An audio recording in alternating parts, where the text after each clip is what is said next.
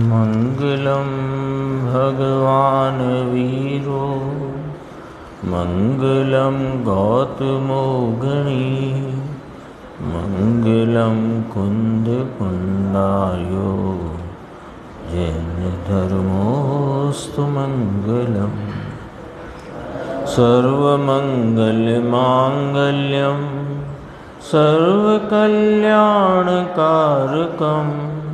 प्रधानं सर्वधर्माणां जैनं जैतुशासनं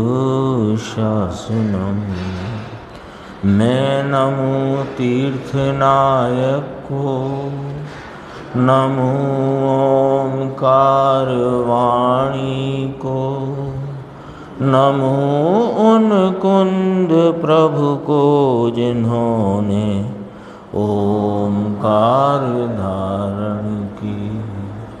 अहो उपकार जिनवर का कुंद का दिव्य वाणी का जिन कुंद ध्वनि दाता उन कहान स्वामी का।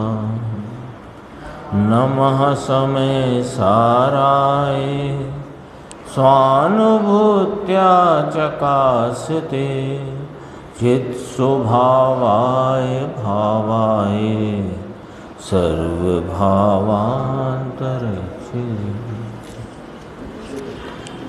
समय सारदी परमागम के परिशिष्ट में 47 शक्तियों का अधिकार चल रहा है और गुरुदेव श्री से अपन ने कल कर्तृत्व शक्ति की चर्चा प्रारंभ की थी गुरुदेव श्री के व्याख्यान में, और आज वह पूर्ण हुई और करण शक्ति की चर्चा अंत में प्रारंभ की। कर्तृत्व शक्ति यानी कहा कि वर्तमान रूप सिद्ध रूप है ना, वर्तमान में होता हुआ सिद्ध रूप माने निश्चित भाव के भावक पने मयी कर्तृत्व शक्ति। यानी और इसको सीधा अपन सरल भाषा कहें तो परिणाम जो होता है वो वर्तमान में होता है। तो जो हो रहा है तो वर्तमान तो उसमें अपने आप ही समाहित है और वह नियत ही होता है। यह बात भी प्रत्येक परिणाम पर लागू होती है। अब बात सीधी कहना है कि जो वर्तमान में होता हुआ निश्चित भाव है वो तो है कर्म, और उसके कर्ता रूप जो है वो है कर्तृत्व, उसके भाव के भावक पने मयी कर्तृत्व शक्ति। भाव का भावक, भाव का भावक वो कर्म का कर्ता है ना। अपन ने कल भी कहा था ज्ञान करने वाला ज्ञायक, चलाने वाला चालक, तो भाव करने वाला भावक। भावक पना जो भाव है, भावक पने रूप जो भाव है उसका नाम है कर्तृत्व शक्ति। गुरुदेव श्री ने कल के व्याख्यान यानी कल अपन ने जो व्याख्यान सुना उसमें अनेक गुणों पर अनेक शक्तियों पर इस शक्ति को घटित करके अपने को बताया था, और आज जब प्रारंभ हुआ तो परिणम्य परिणामकत्व शक्ति पर उसकी चर्चा प्रारंभ की। परिणम्य परिणामकत्व शक्ति की चर्चा आ चुकी है कि प्रमाण रूप होने और प्रमेय रूप होने की शक्ति।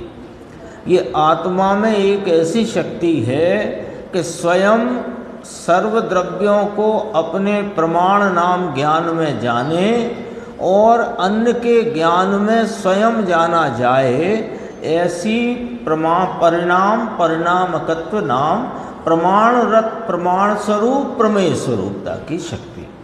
तो ऐसे प्रमाण प्रमेय रूप शक्ति के परिणमन में जो उसका परिणाम है, प्रमाण परिणम्य परिणामकत्व शक्ति का परिणाम यानी प्रमाण होने रूप और प्रमेय होने रूप, यानी प्रमाण करने रूप और प्रमेय होने रूप जो परिणमन है, उस परिणमन का कर्ता कर्तृत्व शक्ति है, क्योंकि उस परिणम्य परिणामकत्व शक्ति में भी कर्तृत्व शक्ति का रूप है। ये चर्चा यहाँ से प्रारंभ हुई और अब अपन चूँकि कर्तृत्व की बात है तो उसमें जब प्रत्येक परिणाम, यानी ऐसे लो, द्रव्य का प्रत्येक परिणाम उस द्रव्य की कर्तृत्व शक्ति के कारण से होता है। अब उस द्रव्य के उस परिणाम में अनंत गुणों के भाव व्यक्त हैं, तो जो जो गुण का भाव है उस गुण रूप भाव उस गुण में रहे कर्तृत्व शक्ति के रूप के कारण कर्तृत्व शक्ति से होता है। ये बात हुई। अब तो ये जब नक्की हुआ तो अन्य कोई करता है, ये बात का निषेध आ गया। वो चर्चा अपन यहाँ देखते हैं। ये पेज नंबर यहाँ पर है मेरे पास 591, 464। देखो, जीव का कोई ईश्वर करता नहीं है, जीव के गुण का कोई ईश्वर करता नहीं है, जीव की पर्याय का कोई ईश्वर करता नहीं है ना। ये द्रव्य का कर्ता ईश्वर नहीं, इस जीव के किसी गुण का कर्ता ईश्वर नहीं, और इस जीव की होती हुई किसी पर्याय का कर्ता कोई ईश्वर नहीं है। तो फिर कैसे होता है, तो वो समझाते हैं कि जीव के जिस गुण की पर्याय होती है वह दूसरे गुण और दूसरी पर्याय उसकी करता नहीं। जीव है ना, अपना पूरी शक्ति का जो एक पंक्ति है उसमें क्या आया, होने पने रूप सिद्ध रूप भाव के भावक पने मई कर्तृत्व शक्ति, यही आया ना। तो जो पर्याय हुई, जो भाव व्यक्त वर्तमान परिणाम हुआ, वो वर्तमान पर्याय के वो जिस गुण की पर्याय है उस गुण का वह भाव है, और उस गुण में रही कर्तृत्व शक्ति का रूप, उससे वह कार्य हुआ है, वह उसका कर्ता है। दूसरा गुण नहीं और दूसरी पर्याय नहीं, आगे पीछे की पर्याय तो नहीं, दूसरा उस समय की ही का में दूसरा गुण नहीं, और उस समय की ही दूसरे गुण की पर्याय नहीं। इसमें क्या घटित हुआ कि स्वरूप की एकाग्रता से, स्वरूप की एकाग्रता उपयोग आदि अनंत गुण जो स्वरूप में लीन है, उस एकाग्रता की पराकाष्ठा में जो चारित्र की पूर्णता हुई, तो चारित्र की परिपूर्णता के भाव रूप कार्य में ज्ञान गुण उसका करता नहीं, ज्ञान गुण की पर्याय उसका करता नहीं। अब और आगे, जब चारित्र गुण की पूर्णता हुई तो केवल ज्ञान की प्रकटता हुई, तो केवल ज्ञान की प्रकटता ज्ञान गुण के कार्य रूप उसमें रही कर्तृत्व शक्ति से हुई है, चारित्र की पूर्णता की पर्याय से नहीं। बात समझ में आती है? बारीक तो नहीं है अंकुर भाई, राकेश भाई, बारीक तो नहीं है ना, सीधी सीधी बात है। ये बातें सरल हैं, कठिन नहीं है। सरल कब पड़ती हैं कि जो बात चल रही है वहाँ अपन उपयोग लगाए रखो तो सरल है, और उपयोग इधर उधर जाता है और एक शब्द दो शब्द भी यदि चित्त में से छूट जाते हैं तो कठिन पड़ जाती है। बस इतनी सी बात है, और कोई इसमें ज़्यादा भारी बात नहीं है, सीधी सच्ची बात है। चारित्र की पूर्ण दशा हुई, उससे केवल ज्ञान हुआ कि ये निमित्त नैमित्तिक एक ही द्रव्य के अन्य गुण से अन्य गुण में कहने में भले आए, लेकिन केवल ज्ञान गुण का कार्य है, और यथाख्यात या चारित्र की पूर्णता वह चारित्र गुण का कार्य। तो ये यहाँ स्पष्ट कर दिया, वह दूसरे गुण और दूसरी पर्याय उसकी करता नहीं। आगे बात कहते हैं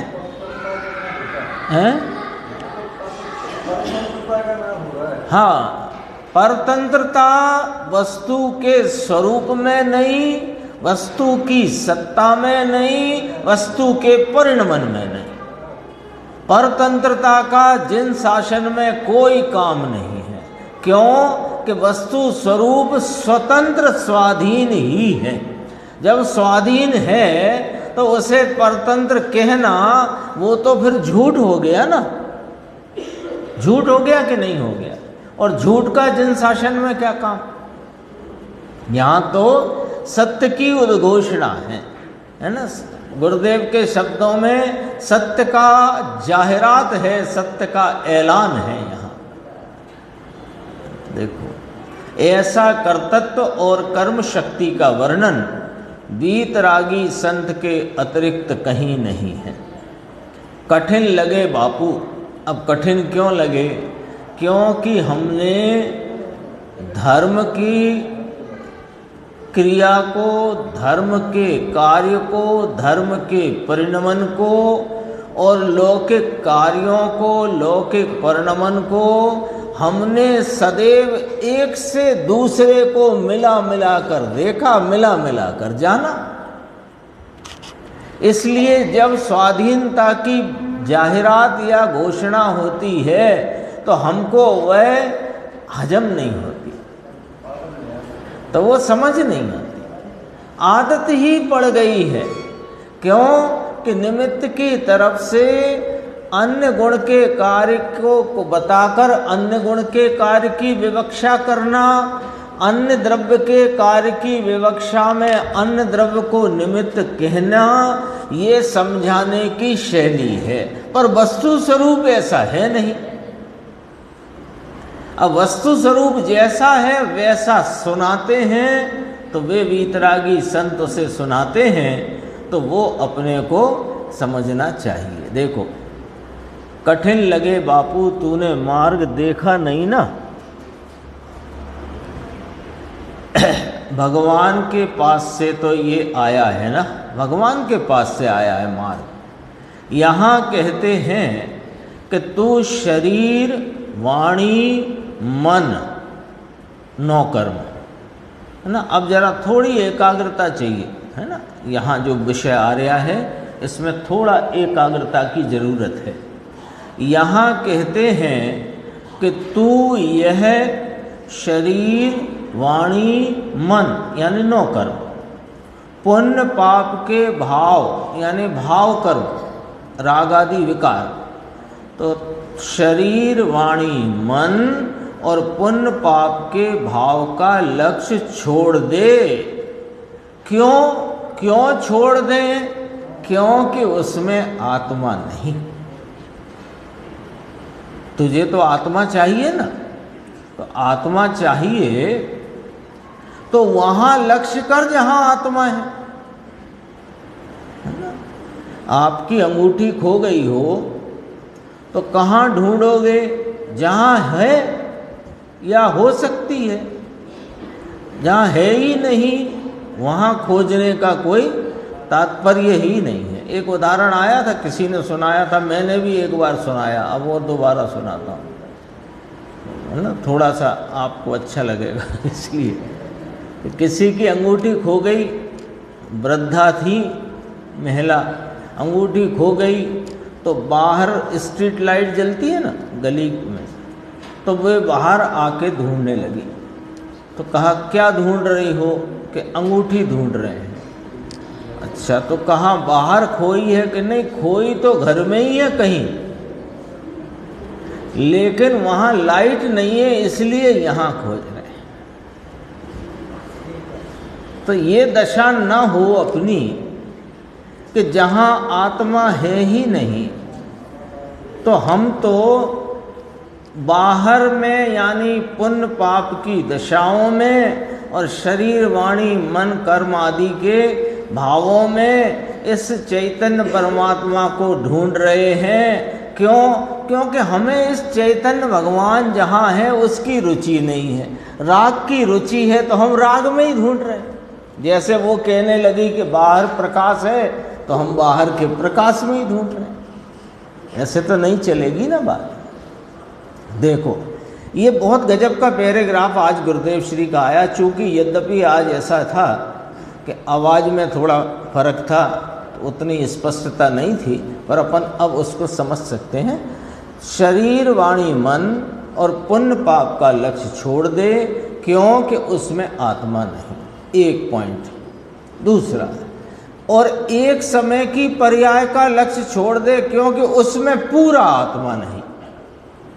आत्मा का भाव तो है, देखो पुण्य पाप में तो आत्मा के स्वभाव का रंच नहीं, रंच मात्र भी नहीं, अंश भी नहीं। गुरुदेव कहते हैं ना, उसमें चैतन्य का नूर नहीं, यानी उसमें इस चैतन्य परमात्मा का अंश भी नहीं है। शरीर वाणी मन कर्म में तो है ही नहीं, ये तो स्पष्ट है।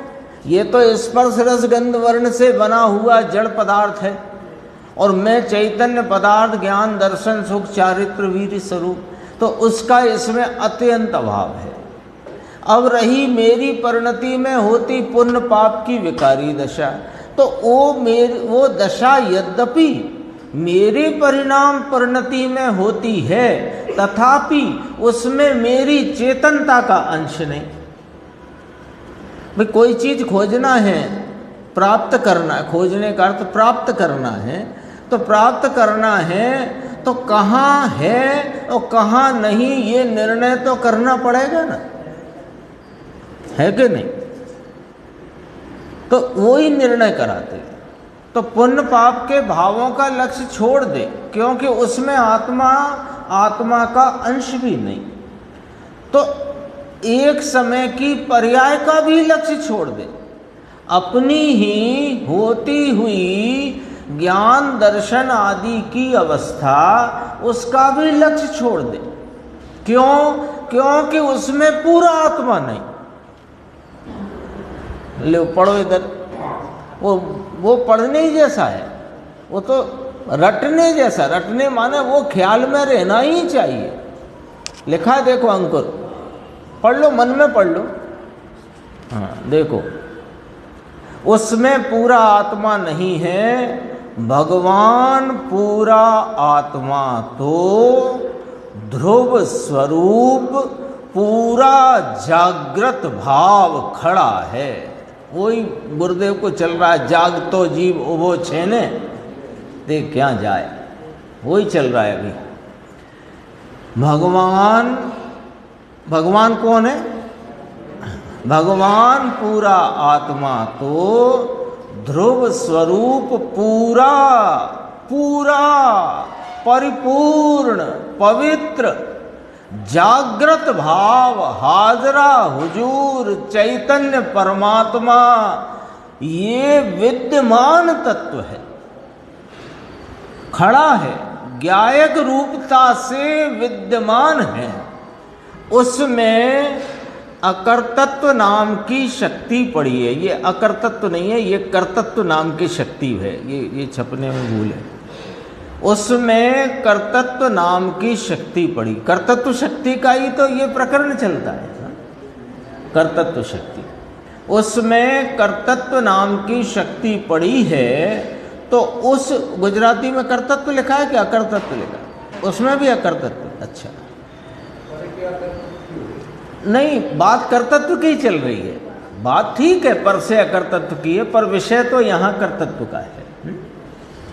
कर्तत्व शक्ति घटाया है इसमें, देखो कैसे घटित किया है कि कर्तत्व नाम की शक्ति पड़ी है, तो उस ध्रुव पर, कौन से ध्रुव पर? कौन से ध्रुव पर? पीछे जाना पड़ेगा, पीछे जाना पड़ेगा, उल्टे ही चलो। जो ध्रुव स्वरूप परिपूर्ण पूरा ज्ञायक स्वरूपता से विद्यमान जागृत स्वभाव भगवान आत्मा, जो कि पर्याय में पूरा नहीं, ऐसी पर्याय का लक्ष्य छोड़ देने से, जो पुण्य पाप आदि राग आदि भाव में नहीं, ऐसे विकारी भाव का लक्ष्य छोड़ने से, और जो शरीर वाणी मन कर्म में नहीं, ऐसे पर द्रव्य का लक्ष्य छोड़ने से प्राप्त होता है, ऐसा वह भगवान आत्मा। उस ध्रुव पर ध्येय करने से, यानी अपने उपयोग की एकाग्रता का विषय बनाने से, उस ध्रुव का ध्यान करने से, ध्रुव का आश्रय लेने से जो पर्याय प्रकट होती है। अब चलो वही कर्तृत्व शक्ति की परिभाषा में, वर्तमान सिद्ध रूप भाव के भावक पने मयी कर्तृत्व शक्ति। अब यहां लगाएंगे अपन उसको। ध्रुव पर, उस ध्रुव पर ध्येय करने से, उस ध्रुव का ध्यान करने से, ध्रुव का आश्रय लेने से जो पर्याय प्रकट होती है वर्तमान दशा, उस समय वही होने वाली है सिद्ध रूप भाव। उसका गुण है, वह उसका करता है। ज्ञान के संचेतन रूप पर्याय स्वरूप संचेतन की पर्याय का कर्ता ज्ञान गुण, अहम रूप प्रतीति का कर्ता श्रद्धा गुण, एकाग्रता रूप शांति का कर्ता चारित्र गुण, वहां उत्पन्न अतीन्द्रिय आनंद के पर्याय का कर्ता आनंद गुण, उस समय उपजे हुए पुरुषार्थ का कर्ता वीर गुण। ऐसे लेना। तो यहां कहते हैं उसका गुण वह उसका करता है। एक एक गुण में कितने गुण अभी याद किए अपन ने? 4-5 गुण। स्वरूप संचेतन के कार्य में ज्ञान गुण, अहम रूप प्रतीति में श्रद्धा गुण, शांति स्थिरता रूप कार्य का चारित्र गुण, आनंद रूप भाव का सुख गुण और पुरुषार्थ रूपी कार्य का वीर गुण। 5 हुए। 5 में ही समझ लो। तो एक एक गुण में षट कारक का परिणमन अपने से है, स्वयं से है, अन्य से नहीं। वो षट कारक माने वह ज्ञान गुण के स्वरूप संचेतन रूप जो पर्याय वर्तमान सिद्ध रूप माने निश्चित वही भाव जो होने रूप है उस समय, उस भाव का कर्ता ज्ञान गुण है। क्योंकि उस ज्ञान गुण में द्रव्य में रहे षट कारकों का रूप वर्तता है प्रत्येक गुण में। अभी अपन ने एक ज्ञान पे घटाया, वो ज्ञान गुण में षट कारकों का रूप वर्तता है। तो वो षट कारक का परिणमन होकर के ज्ञान गुण में स्वरूप संचेतन रूपी कर्म नाम कार्य प्रकट हुआ है। तो कर्म कारक आया, कर्ता कारक आया। अभी तो 2 की चर्चा चलती है ना, तो अभी 2 तक की बात करते हैं। 6 ही कारक का परिणमन। यह तो कर्म शक्ति है, कार्य हुआ, ये कर्म शक्ति। उस कर्म के भावक रूप कर्ता शक्ति, कर्तृत्व शक्ति। बाकी तो ज्ञान गुण की पर्याय कर्ता स्वयं ज्ञान कर्म ज्ञान की। अब कैसे षटकारक का रूप है उसमें वो समझना। कल अपन ने परसों बात की थी, तब ये कहा था कि अहम रूप सम्यक दर्शन प्रतीति का जो कार्य है उसका कर्ता कर्म शक्ति है, कहा था। तो प्रश्न किया था भाभी जी ने, श्रद्धा गुण नहीं। तो श्रद्धा गुण में गुण तो सदैव रहा है, लेकिन श्रद्धा गुण में परिणमित षटकारक का रूप है, असल कर्ता वो है।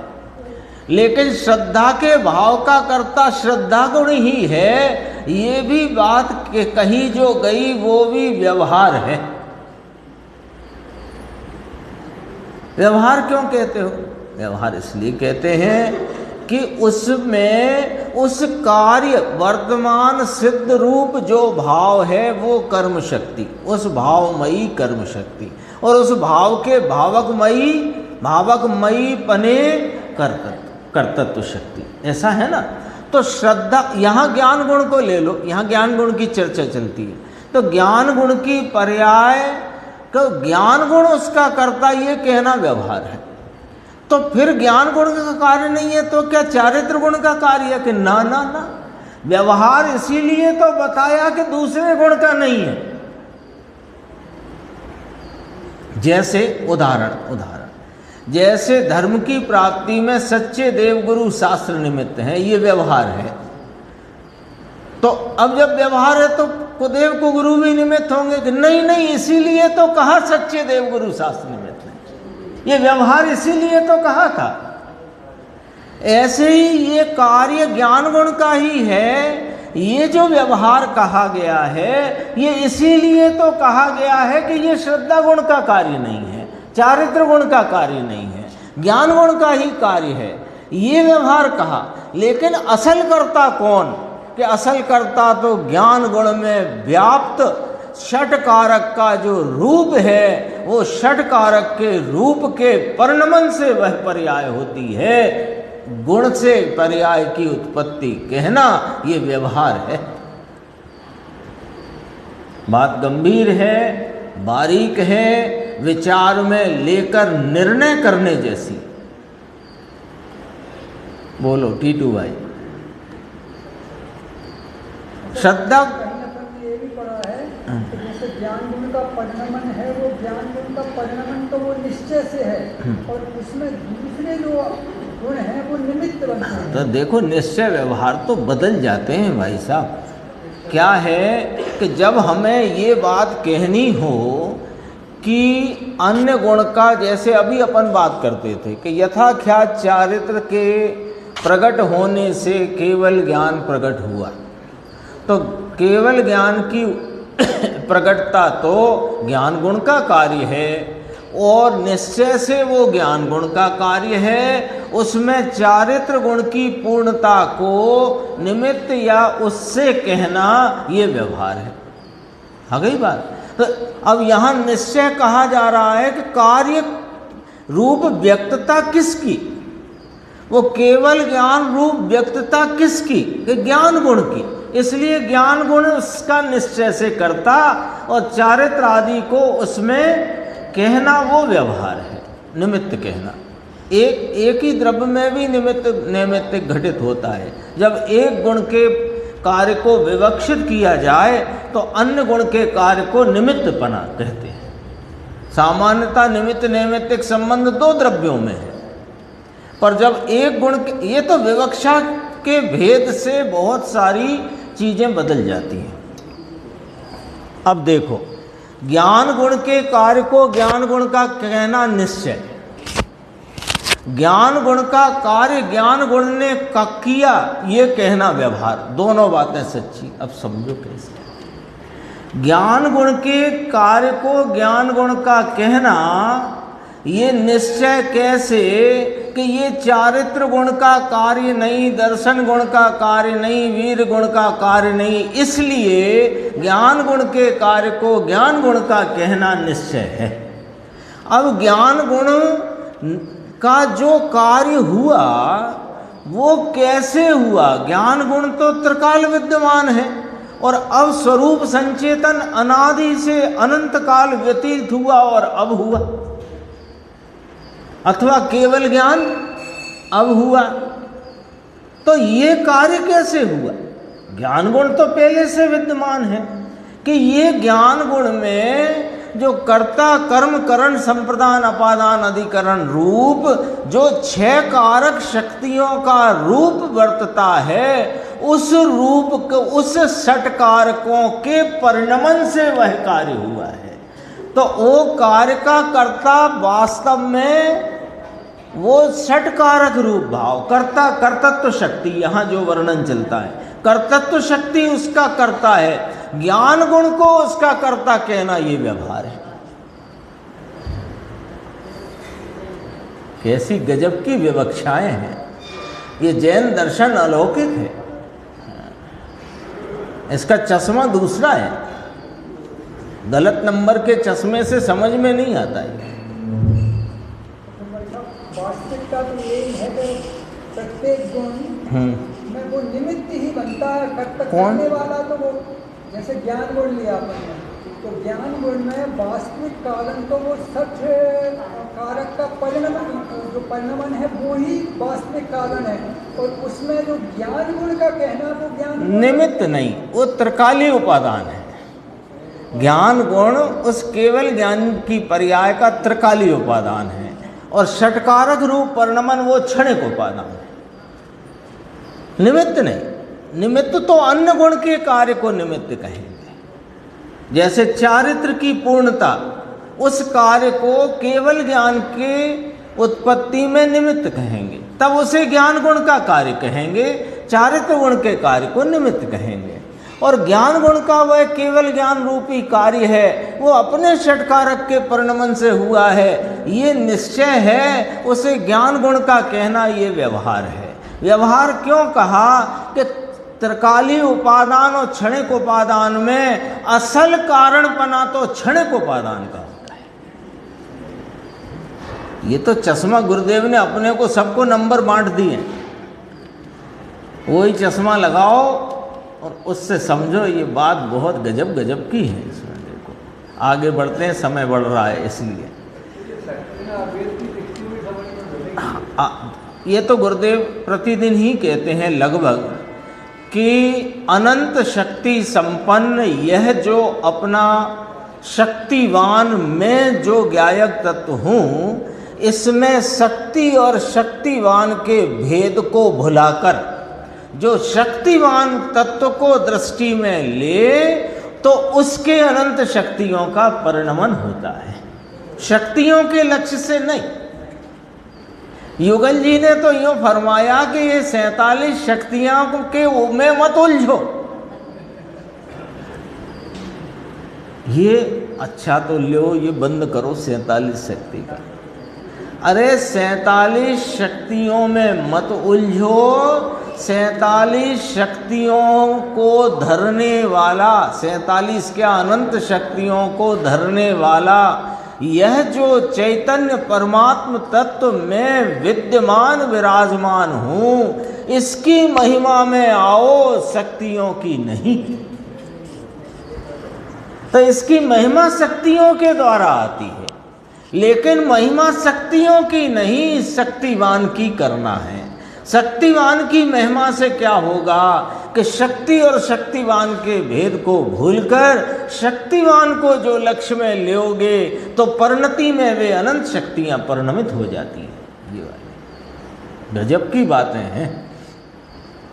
ये तो लगता है कई बार कि जमीन निकल गई हो जैसे नीचे से, हवा में बात चलती है। हवा में माने ये कोई बात सामान्य बातें नहीं है, ये अद्भुत बातें।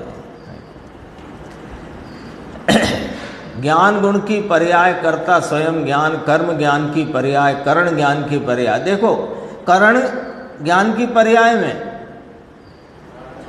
हाँ, तो ज्ञान की पर्याय में करण के ज्ञान की पर्याय में ज्ञान, कि ज्ञान की पर्याय में ज्ञान गुण की ज्ञान पर्याय जानने रूप परिणमी है, ये उसका कार्य है।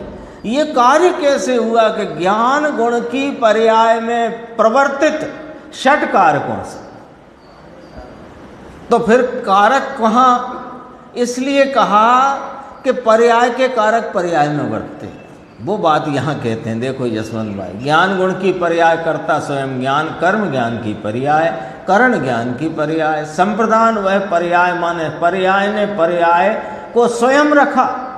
किसको दी पर्याय, किसको दी पर्याय? केवल ज्ञान की पर्याय किसको दी? केवल ज्ञान। तो कहा साहब वो तो द्रव्य पारिणामिक हो गई, द्रव्य रूप हो गई। वो अरे द्रव्य रूप हो गई माने पर्याय नहीं रही ना। तो पर्याय ने पर्याय को किसे दिया? कि पर्याय ने किसको दिया पर्याय को? कि पर्याय ने पर्याय को ही पर्याय दी, क्योंकि जिसको दे वो को, यदि द्रव्य को दी तो पर्याय रही कहाँ जो दी? पर्याय रही कहाँ अगले समय जो दी द्रव्य को? तो कहते तो हैं द्रव्य रूप हो गई, तो जे ही तो कहते हैं, तुम कहते इधर से समझते हो उधर से। पर्याय द्रव्य रूप हो गई माने पर्याय पर्याय ना रही, ये कहना है। तो पर्याय ने पर्याय को दिया संप्रदान। पर्याय में अपनी ज्ञान की पर्याय से ज्ञान पर्याय हुई। अब कहोगे कि आप तो कहते हो पर्याय से पर्याय नहीं होती। अरे पूर्व की पर्याय से नवीन पर्याय नहीं होती ये कहते हैं, लेकिन वो जो उत्पाद रूप पर्याय है वो उत्पाद रूप पर्याय से हुई है। ये अपादान है। और पर्याय के आधार, पर्याय ज्ञान की पर्याय का आधार ज्ञान पर्याय है। अब ऐसी बातें हैं भैया, निवृत्ति मिलती नहीं, फुर्सत मिलती नहीं। अपनी संपत्ति कितनी है, ये संपत्ति है अपनी। वो जो करोड़, 2 करोड़, 10 करोड़, 50 करोड़ इकट्ठे हुए हैं वो अपनी थोड़ी है संपत्ति, वो तो संयोग में है। और कितने दिन रहना है वो उनकी योग्यता पर है। तुम्हें कितने दिन उसके साथ रहना है और उसे कितने दिन तुम्हारे साथ रहना है, ये योग्यता की बात है। कर्म के उदय को भी हम यहाँ गिनते ही नहीं। अभी तो पुण्य का उदय, पाप का उदय नहीं गिन रहे। वो भी वास्तव में एक निमित्त रूप व्यवहार ही है बस। आगे चलती है देखो, ज्ञान गुण की एक पर्याय में षट कारक का परिणमन, निर्मल, उसका कर्ता वास्तव में तो पर्याय ही पर्याय की करता है। बोलो ये बात समझ में बैठती है कि नहीं बैठती है ना? ये समझो गुरुदेव के प्रसादी की महत्वपूर्ण बात है। गुरुदेव की प्रसादी समझ गए ना? गुरुदेव के द्वारा प्रदान किया हुआ जो तत्व ज्ञान है वह हमको मिली, उनकी प्रसादी है। उस प्रसादी का ये मुख्य भाग है। पर्याय का पर्याय की कर्ता पर्याय, पर्याय का कर्म पर्याय, पर्याय का साधन पर्याय, पर्याय संप्रदान पर्याय, पर्याय का अपादान पर्याय, यानी पर्याय के षटकारक पर्याय में है। ये उनकी द्रव्य और पर्याय की स्वाधीनता के रहस्य को जाहिर करती हुई अत्यंत महत्वपूर्ण बात है। देखो वास्तव में तो वह पर्याय ही पर्याय की करता है, परंतु यहाँ गुण है उसे लेना है। यहाँ बात चलती है कर्तृत्व शक्ति, तो गुण को लेना है। वह गुण कर्तृत्व शक्ति में द्रव्य गुण पर्याय तीनों में व्याप्त होता है। ये भी एक शैली गुरुदेव की अपने को हर शक्ति की व्याख्या में मिलती है कि जो शक्ति का परिणमन हुआ तो वो शक्ति द्रव्य में त्रिकाल रही है, गुण रूपता से रही है और परिणमित हुई तो पर्याय में व्याप्त हुई है। तो तीनों में व्याप्त होता है। कर्तृत्व शक्ति है वह द्रव्य में है और गुण में है, परंतु जहाँ उसका स्वीकार हुआ यानी धर्मी की दृष्टि हुई तो उस कर्तृत्व शक्ति का परिणमन उस निर्मल पर्याय का कर्ता उस पर्याय में आ गया। ऐसी सूक्ष्म बातें हैं। देखो ये षट कारक की चर्चा चलती है ना कर्तृत्व शक्ति की, तो थोड़ी बारीक तो है पर इतनी भी कठिन नहीं है। एक चर्चा ये आई थी, मैं बहुत संक्षेप में इसकी चर्चा अपन ले लेते हैं। पेज नंबर 594 है, आपके साथ 66 आ गया होगा, वो 66 है ना। देखो ये अभी अपन जो चर्चा करते हैं ना लगभग रोज आती है बात, अनंत गुणों में अनंत गुणों का रूप। इसके 3 भंग बनते हैं। देखो 3 भंग बनते, पहले वो समझ लेते हैं। अनंत गुणों में अनंत गुणों का रूप, यानी एक गुण में अनंत गुण का रूप, यानी अनंत गुण में प्रत्येक गुण का रूप। 3 हो गए। बात वही की वही है, उसे समझने के लिए 3 प्रकार। अनंत गुण में अनंत गुण का रूप, अनंत गुण में प्रत्येक गुण का रूप, प्रत्येक गुण में अनंत गुण का रूप। हो गई बात। ये बात तो अपनी चलती है। अब यहाँ गुरुदेव कहते हैं कि अनंत पर्याय में अनंत पर्याय का रूप, ये समझना जरा। यहाँ कहा है देखो अनंत गुण में एक एक गुण में अनंत रूप, एक एक गुण में अनंत रूप, तो अनंत गुण में अनंत रूप, ये बात तो हो गई। अब देखो ऐसी अनंत पर्याय में अनंत रूप, अनंत पर्याय में, हाँ ध्यान से सुनना ये बात, अनंत पर्याय में अनंत पर्याय जो भिन्न है उसका रूप, ये समझना जरा है। अनंत, पहले तो पढ़ लेते हैं एक बार और, जिससे क्या लिखा है वो ख्याल में आए। अनंत पर्याय में, देखो बातें करने से ये बात फिर रह जाएगी। अनंत पर्याय में अनंत पर्याय जो भिन्न है उसका रूप। तो पर्याय तो परस्पर अप्रवर्त कही गई है, पर्याय तो व्यतिरेक कही गई है, पर्याय तो भिन्न भिन्न कही गई हैं। व्यतिरेक, एक पर्याय से दूसरी पर्याय में भिन्नता, व्यतिरेक का कल भी अर्थ किया था, आज फिर कहते हैं व्यतिरेक माने वह नहीं, ठीक है। तो वह नहीं कहना और फिर उसमें उसका रूप कहना कि सुनो भैया यहां क्या कहते हैं, भूत भविष्य वर्तमान की पर्याय, ये भूत की पर्याय में वर्तमान की पर्याय का रूप या वर्तमान की पर्याय में भूत की पर्याय का रूप, ये वाली बात यहाँ नहीं है। स्पष्ट कर देते हैं, मालूम सबको है, स्पष्ट कर देते हैं। यहाँ कहा गया है कि एक समय की वर्तमान पर्याय में जो अनंत गुणों की व्यक्तताएं प्रकट हैं वो ज्ञान गुण की ज्ञान रूप, श्रद्धा की श्रद्धा रूप, दर्शन की दर्शन रूप, वीर की पुरुषार्थ रूप, सुख की आनंद रूप आदि इत्यादि, ठीक है। तो ज्ञान गुण की पर्याय से श्रद्धा गुण की पर्याय भिन्न है। एक ही समय की वर्तमान पर्याय में ज्ञान गुण की पर्याय से श्रद्धा गुण की पर्याय भिन्न है, और ज्ञान गुण और श्रद्धा गुण की पर्याय से आनंद गुण की पर्याय भिन्न है। लेकिन वे सब पर्यायों की व्यक्तताएं एक समय के वर्तमान भाव में प्रकट अनंत गुणों की अनंत व्यक्तताएं परस्पर भिन्न भिन्न व्यक्तताएं हैं, लेकिन प्रत्येक पर्याय में अन्य पर्यायों का रूप है। जैसे कि एक गुण में अनंत गुण का रूप है, ये वाली बात ना।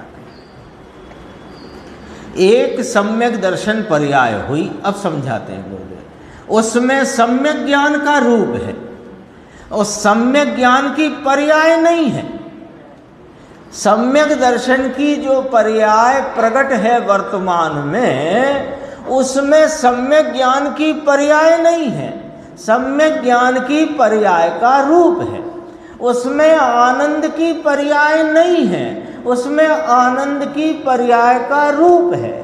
उसमें वीर गुण की पर्याय नहीं है, उसमें वीर गुण की पर्याय पुरुषार्थ का रूप है। ये तो कहते हैं पर्याय की प्राप्ति हुई उसके भावकपने मई कर्तृत्व गुण के कारण से है, उस भाव का भावकपना कर्तृत्व गुण के कारण से है, पर के कारण से नहीं। ये व्यवहार किया जो अपन कहते हैं ना, देवगुरु शास्त्र की श्रद्धा भक्ति पूजा दया दान, ये व्यवहार किया और व्यवहार से संकित हुआ, ये वस्तु के स्वरूप में ही नहीं है। ये बात वस्तु के स्वरूप से दूर रहती है, ये बात है ही नहीं।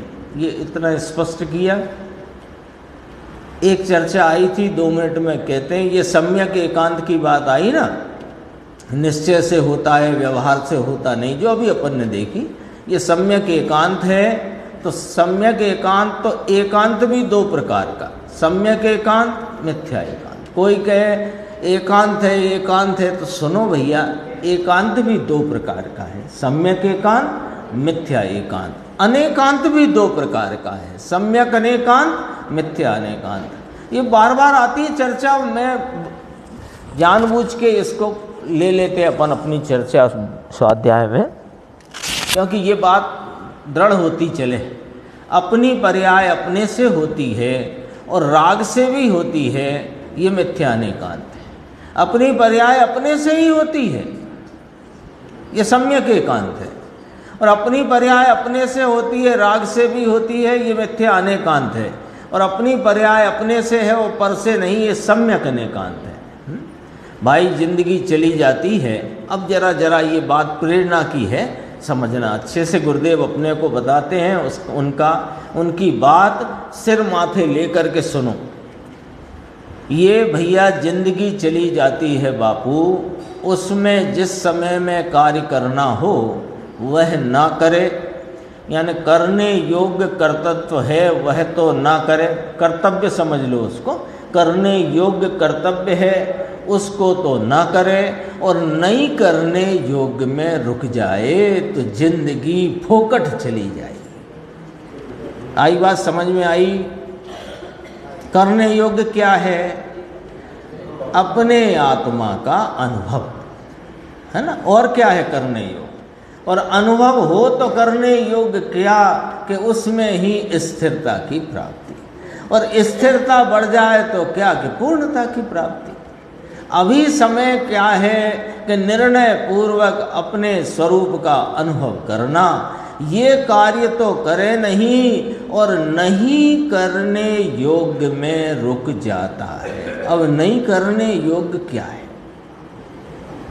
बोलो साहब, यही प्रश्न और इसी का उत्तर चाहिए। नहीं करने योग्य क्या है? जहां ये रुका हुआ है, बताओ भाई जी, बता रहे हैं?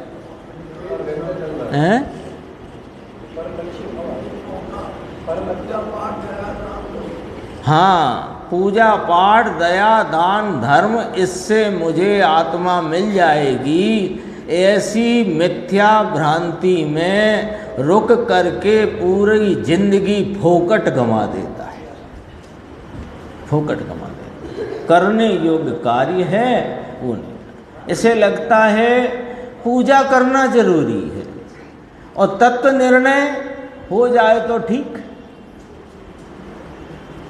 तो ये क्या हुआ? ये इस पंक्ति का अर्थ हुआ। नहीं करने योग्य में रुक जाए, पूरी दुनिया इस रास्ते पे है। देखो क्यों रुकता है टीटू भाई, क्यों रुकता है, क्यों अटकती है इसकी रेलगाड़ी यहाँ पर? देखो पूरी दुनिया इस रास्ते पर है तो उसे देखकर स्वयं भी उस रास्ते पे चला जाता है। यदि पूरी दुनिया यही कर रही है भैया तो हम भी वही करते हैं। नहीं करेंगे तो चार आदमी नाम रखेंगे, चार लोग क्या कहेंगे, लो इससे बढ़िया तत्व निर्णय होए तो होए, और हो भी जाएगा तो कौन को मालूम, और नहीं होएगा तो भी कौन को मालूम। यही करते चलो, कम से कम लोगों को मालूम तो पड़ेगा। देखो बात बहुत गंभीर है ना, हंसी की भी नहीं है और दुख की भी नहीं है, लेकिन गंभीरता से समझने की बात है, गंभीर बात है। देखो पूरी दुनिया इस रास्ते पे है, उसे देखकर स्वयं भी उस रास्ते चले जाता है। लेकिन देखा भैया, दुनिया दुखी होती है तो तू दुख में जाता है। ये अंदर में दुख, अंदर में माने परिणति में दुख, तेरे दुख में तू और उसके दुख में वह। ऐसी लोक में कहावत नहीं है, दुनिया कुएं में कूदेगी तो तू भी कूदेगा क्या? कहते नहीं है। जब बच्चे होते हैं छोटे तो उन्होंने कहा हम तो साहब वो स्कूल में पढ़ेंगे, हम फलानी जगह जाएंगे। तो उन्होंने कहा नहीं नहीं, वहाँ नहीं जाना है, उस स्कूल में नहीं पढ़ना है। अरे सब बच्चे पढ़ रहे हैं, सब जा रहे हैं, सब जाएंगे, तुम भी जाओगे, सब कुएं में कूदेंगे, तुम भी कूदोगे। ऐसे चलती है ना लोक में बात। तो कहते हैं तुम जरा उन दुनिया के पीछे, जिनके पीछे तुम चलो दिल्ली कर रहे हो, जरा एक बार विचार तो कर लो कि ये दुखी है कि सुखी। यदि वे तुम्हें सुखी प्रतीत होते हों तो जाओ, अथवा जो सुख के मार्ग पर चल रहे हैं उनके पीछे जाओ। कौन चल रहा है? ज्ञानी धर्मात्मा, मुनि भगवंत, आचार्य भगवंत, वे सुख के मार्ग पर चल रहे हैं, उनका पीछा करो, करना है तो। अकेला दुखी होकर वेदन करे, मुझसे सहन नहीं होता। सहन नहीं होता के ऊपर उन्होंने एक कहानी सुनाई थी, वो मैं नहीं सुना रहा हूँ, सुन ली होगी। एक कोई श्वेतांबर साधु थे 55-60 वर्ष के, तो उनको कपने की बीमारी हो गई। तो वो पलंग पर सोते सोते भी इतना हिले कि पूरा शरीर घिसाए, तो कहे मुझसे सहन नहीं होता। बस वो इतनी सी बात उसमें गुरुदेव श्री को फरमानी थी कि सहन नहीं होता, ये बात तेरे ख्याल में आ जाती है, पर ये सहन वहन का सब नाटक मिट जाए, वो बात तेरे समझ में क्यों नहीं आती। 378 नंबर का प्रश्न अपन थोड़ा सा पढ़ते हैं। ये आया था ना, पहला प्रश्न आया था कि शुभ अशुभ भाव दोनों हे हैं, तो अशुभ को छोड़कर शुभ करने का क्या ज्ञानी को विकल्प ही नहीं आता? उसकी चर्चा आ चुकी कि अशुभ से बचने के लिए ज्ञानी को शुभ का विकल्प आता है। तो अशुभ से बचने के लिए आता है ऐसा जो कहा गया, तो गुरुदेव ने कहा ये तो लोगों को संतोष हो जाए इसलिए कहने में आता है, वास्तव में तो जो विकल्प जब आना है तब आता है। तो जब विकल्प जो शुभ भाव अथवा अशुभ भाव जब आना है तब ही आता है, अपने योग्य काल में आता है, तो फिर प्रायश्चित क्यों करते? आया प्रश्न? आ गया कि नहीं आया ख्याल में? शुभ अशुभ भाव दोनों ही हैं, उपादेय नहीं है, ठीक है। और फिर भी अभी जब तक कमजोरी है तो शुभ अशुभ भावों की वृत्ति होती है। अशुभ और से बच के शुभ में आ जाते हैं, ऐसा कथन भी जिनवाणी में थोड़े इस हेतु से कि वह अशुभ घटता जाता है, उस हेतु से यहाँ पर कहा गया है धर्मी के संदर्भ में। ये ध्यान रखना, धर्मी के संदर्भ में। अब धर्मी के संदर्भ में ये प्रश्न है कि जब शुभ के काल में शुभ आ जाता है, अशुभ के काल में अशुभ आ जाता है, तो वो तो अपने योग्य काल में उत्पन्न होता है, तो फिर प्रायश्चित काहे करते हो? जब आपको पता ही है कि ये परिणाम इस समय आना था सो आया है, फिर प्रायश्चित क्यों करते हो? प्रश्न आया पकड़ में? राकेश भाई प्रश्न आ गया ना ख्याल में? जब होने योग्य परिणाम अपने योग्य काल में स्वयं के षटकारक से, विकार के भी षटकारक आए थे कि नहीं, विकृत, तो वो भी अपने षटकारक से उत्पन्न होता हुआ भाव है, शुभ हो अशुभ हो। तो जब वो आया ही है अपने योग काल में, अपराश्चित क्यों करते? तुम्हें तो पता है वो तो अपने योग काल में आया है। सुनो, ये प्रायश्चित आदि की जो बातें हैं, यह सब कथन मात्र की बात है, ये कथन की पद्धति है। वास्तव में तो ऐसे विकल्प आने का काल था, अतः वही आया। ये प्रायश्चित का विकल्प आने का भी काल था, वही आया।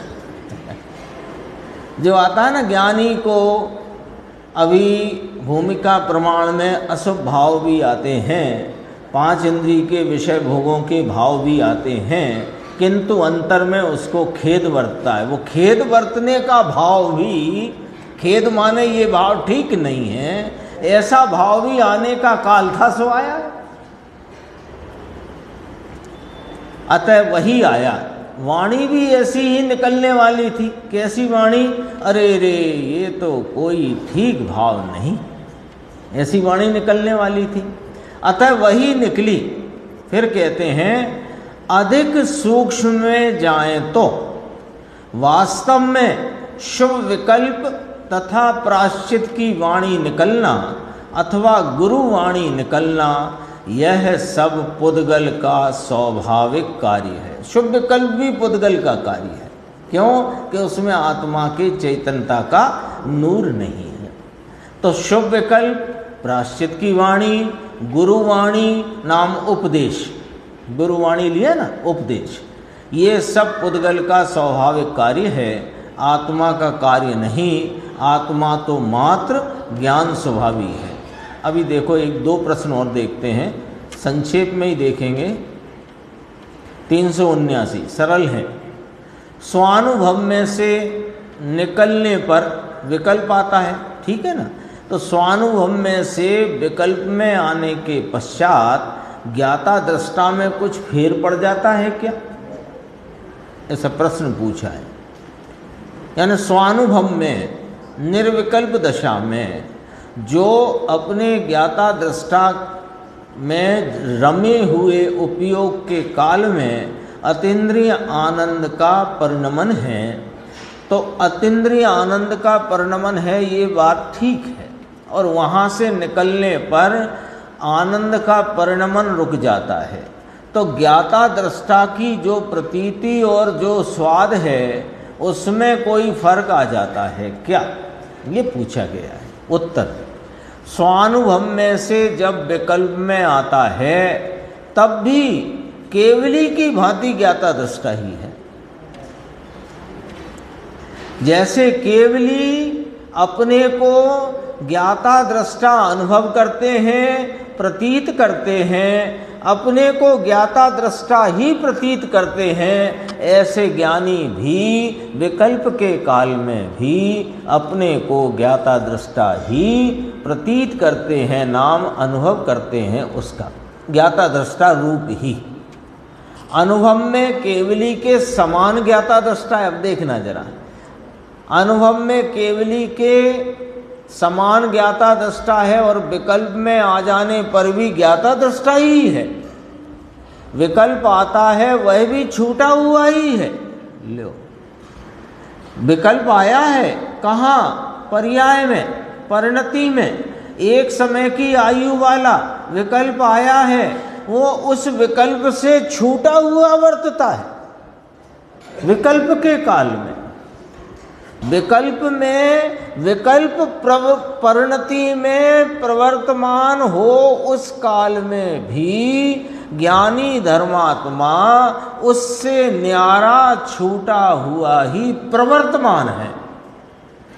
केवली पूर्ण ज्ञाता दृष्टा है और यह नीचे वाला माने साधक सम्यक दृष्टि आदि वे अल्प ज्ञाता दृष्टा हैं, परंतु हैं तो दोनों ही ज्ञाता दृष्टा है ना। केवली भगवान आत्मा को जिस जिस प्रकार का जैसा जानते हैं, सम्यक दृष्टि भी और आगे के साधक भी उस आत्मा को वैसा ही जानते हैं, है ना। उनका अलग अलग जानना नहीं है। नीचे 380 इसलिए पढ़ता हूँ कि वो इसी से जुड़ा हुआ है। सम्यक दृष्टि ज्ञानी की दृष्टि शुभ अशुभ के काल में भी ध्रुव पर ही रहती है या कि च्युत हो जाती है। प्रश्न अच्छे से समझ लेना। उपयोग च्युत हुआ है, दृष्टि नहीं, है ना। और पूछा क्या है कि साहिब सम्यक दृष्टि ज्ञानी की दृष्टि शुभ अशुभ के काल में भी ध्रुव पर ही रहती है या च्युत हो जाती है। यानी सीधा सच्चा प्रश्न है कि शुभ अशुभ का काल आया है, यानी उपयोग से च्युत है, तो उस उपयोग से जब च्युत है यानी शुद्ध उपयोग से च्युत है, खिसका हुआ है, तब क्या वह दृष्टि से भी च्युत है क्या, ऐसा प्रश्न है। अब उसका उत्तर, जिसको द्रव्य दृष्टि प्रकट हुई है ऐसे सम्यक दृष्टि जीव की दृष्टि सदा ध्रुव तल पर ही रहती है। ये ध्रुव के साथ तल शब्द का प्रयोग क्यों है? क्योंकि पर्याय ऊपर ऊपर प्रकट हैं और ध्रुव पर्याय भाव से रहित है, तो उसको अंदर अंदर कहते हैं, पर्याय को बाहर बाहर कहते हैं। ये बात कहने की पद्धति है। ये छिलका, संतरे का छिलका और संतरे का दल, ऐसा नहीं, ऐसे नहीं। वो तो पर्याय बाहर बाहर कही तो ध्रुवता अंदर कही, इसलिए ध्रुव के साथ तल शब्द का प्रयोग किया गया है। सम्यक दृष्टि जीव की दृष्टि सदा ध्रुव तल पर ही रहती है। स्वानुभूति के काल में यानी कि ध्यान में अर्थात के आनंद के काल में, विकल्प छोड़कर अनुभव के काल में, और ये तो अनुभव के काल की बात करी, शुद्ध उपयोग की बात करी, और शुभ अशुभ में उपयोग हो तब भी दृष्टि तो ध्रुव तल के ऊपर ही होती है। सम्यक दृष्टि चक्रवर्ती 96,000 स्त्री वृंद में खड़ा हो, वृंद समझते ना, समूह, स्त्री वृंद में खड़ा हो, तथापि उसकी दृष्टि तो अंदर ध्रुवतल में ही रहती है, विकल्प पर नहीं। बाहुबली के साथ भरत का युद्ध हुआ, दोनों सम्यक दृष्टि थे। अब एकदम बिल्कुल इसमें पूरी बात समझा देंगे। दोनों सम्यक दृष्टि थे, दोनों का उपयोग उस समय युद्ध में था, तथापि उनकी दृष्टि उस समय ध्रुव तल से खिसकी नहीं थी। दृष्टि तो सहज पने ध्रुव तल के ऊपर ही थी। शुभ अशुभ के उपयोग काल में भी दृष्टि ध्रुव पर से हटती नहीं है। अब तीसरा उदाहरण, एक पहले चक्रवर्ती का सामान्य कहा, फिर बाहुबली भरत के युद्ध का कहा, अब श्रेणिक राजा का कहते हैं। श्रेणिक राजा सम्यक दृष्टि थे, कारागार में डाल दिया था उनके पुत्र ने, तो वहाँ माथा फोड़कर आत्मघात किया। आत्मघात किया, कोई हीरा चूस करके भी आता है और ऐसे माथा फोड़ करके भी आता है, जो भी है ना, तो मरे थे, है ना। तथापि उस काल में भी ध्रुव तल के ऊपर से उनकी दृष्टि छूटी नहीं थी। अब कहते हैं गुरुदेव, अरे ये द्रव्य दृष्टि की महिमा अपार और अचिंत है। शेष चर्चा अपन आगे की स्वाध्याय